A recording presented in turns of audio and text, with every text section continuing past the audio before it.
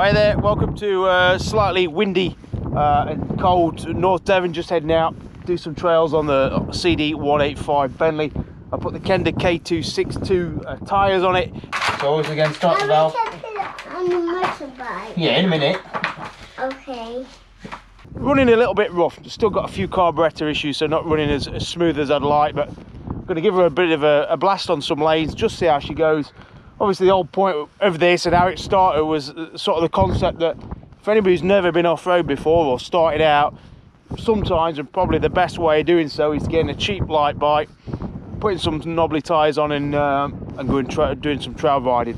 Obviously you've got not a lot to lose, not a lot of weight, bike's not cost you a lot, you know, so it's in a way it's a perfect ingredient for people who just want to get tyres dirty and get the experience and get some confidence in an off-road environment. So yeah, it's going to take some on some easiest tracks and see how the bike goes. All right.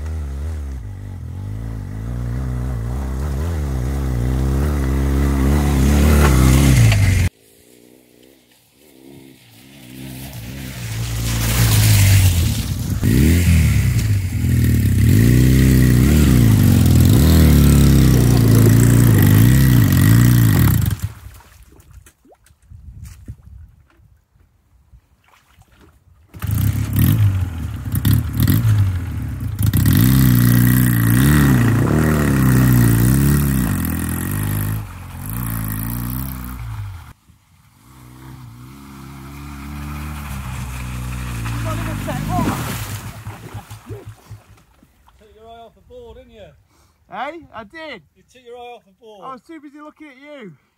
You're all right. Am I bothering you? No, not at all. I bet you were wondering what was happening though, were you? No, I'm used to it. Oh yeah, did many come through here? Yeah, we get quite a lot. Yeah. Do you? Yeah.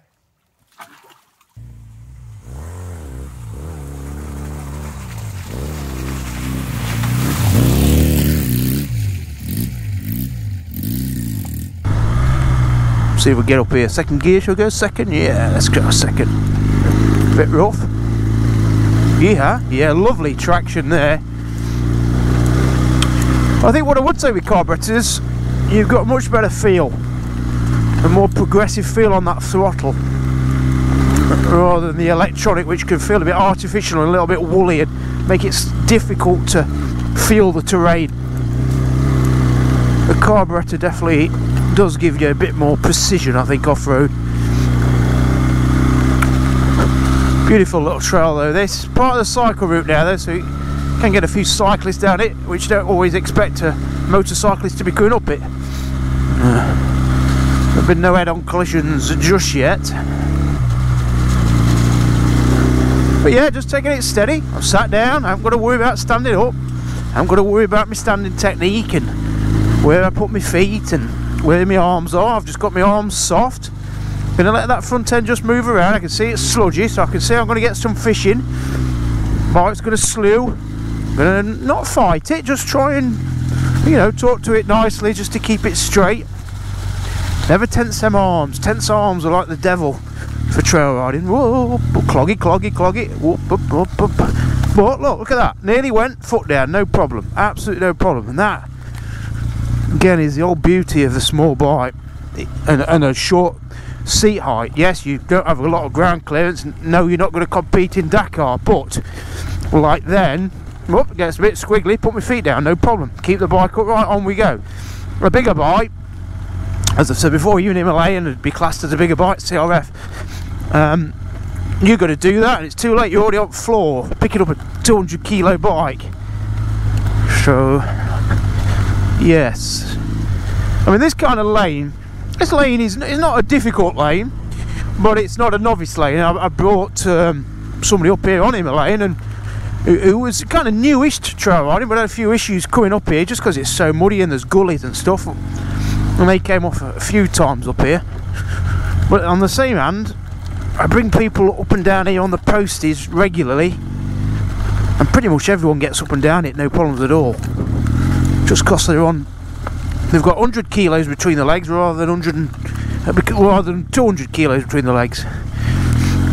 And you think 100 kilos, what's 100 kilos? Well, it's me plus 20 kilos, so that's the difference.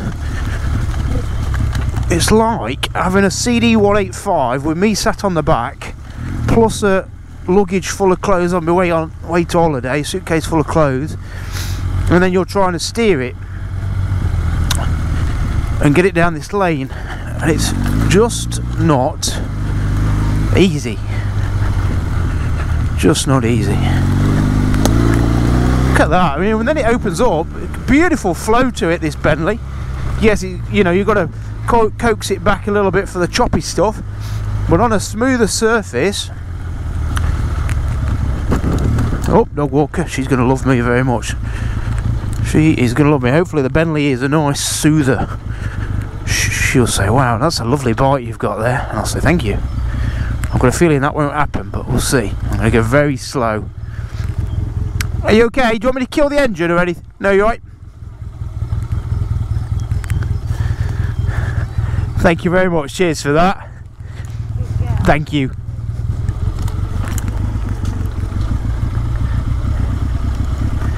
That's nice. Nice, pleasant interaction. Prefer the open face for that sort of, you know, meeting. You have a good smile then. Up, cyclists go through.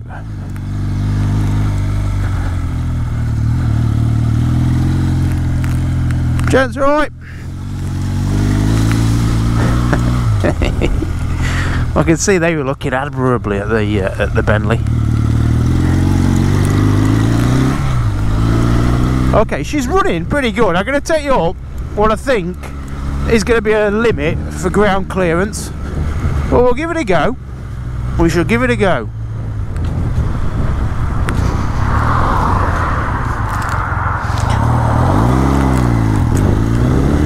Bit of clutch grab as well. I'm not sure if it's needs a bit of a clutch adjustment or a bit of fettling, but just difficult to get it away cleanly. But yeah, she's not running great. It's just then on throttle, when you try and give it more throttle, she's just hesitant, a little bit hesitant.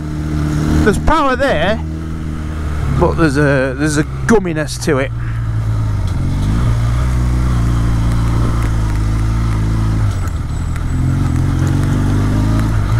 I think if we get up this next climb, I'm going to conclude that the Bentley is a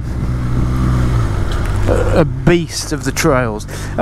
What I meant to say, I put on a tour of the new Adventure Country Tracks route, which is it's a setup led by Touratech, and a team of riders over the last year or so have been mapping out off-road tracks, a bit like the TEP, and they go through Greece, Portugal, Italy, Pyrenees and stuff, and they've just done one through the UK, 5 days starting in Brecon, in the Brecon Beacons, and finishing in Whitby after going via Snowdonia and the Isle of Man. End of April 25th I think it is.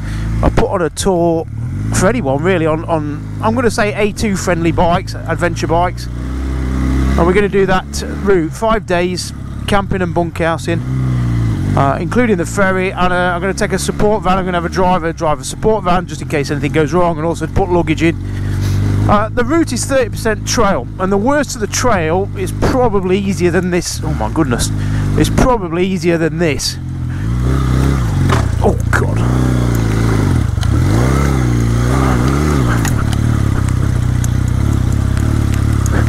Yeah, it's definitely easier than this. And 70% road. So if you're interested in that, go on the Speed Shop website and you can register. There is a big price on it, to be honest, 500 quid, and that's for your ferry, support van, camping and bunkhousing. I have to obviously make a profit, and I have to pay ferry and driver and van and everything else, so apologies for the price, but oh my goodness, I can hear them end cans. But that's a tough little climb, that. yeah, there's better bikes for it, but she's gone up it. She has gone up it. Whoa. It's just those end cans. They just sit a little bit too low for the rocky stuff. But the plan, all being well, is for me to take this on that Adventure Country Tracks route. Either this or the Himalayan. One of the two. Other riders, one's on a Himalayan, one's on a CT125, one's on a Vespa. Might regret that, but yeah, it's just a bit of a fun run, really. Not to be taken too seriously, and if people want to miss out the off-road section or start to struggle, they can easily miss out, bypass them. So that's end of April, bit short notice, but the calendar's already a bit full for this year, so it's just a case of trying to squeeze it in. Whether I take the Bentley, I don't know. You know, it's doing it. I think I'm proving my point that a small light bike will, like this, a road-based bike, will do this kind of track, but I'd love to be blasting up here on that CCM, I've got to be honest. But if I was a novice rider, or I was taking a novice rider up there, what would I say? CCM GP 450 or a Bentley 185? Definitely a Bentley 185. There we go. Alright, over and out. You have a good one. Take it easy, bye.